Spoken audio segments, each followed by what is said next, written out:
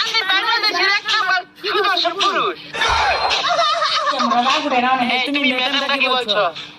তুমি আমাকে চেনো? না মানে ম্যাডাম, আপনি এই যে বাংলাদেশের সুদর্শন পুরুষ ঘোষণা করছি, আপনার কি আছে? গল্প সিনেমা নয়, গল্প কাহিনী নয়, নয়তো কোনো মহাকাব্য।